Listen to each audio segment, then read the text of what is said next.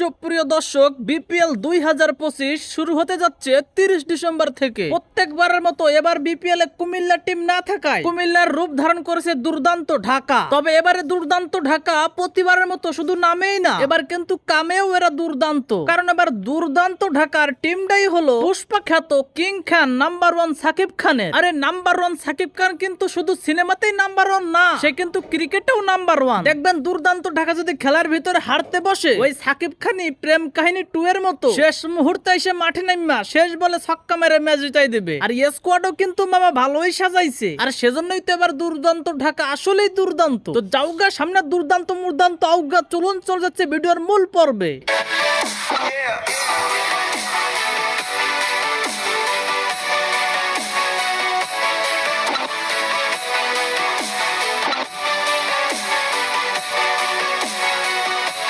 বাতিজার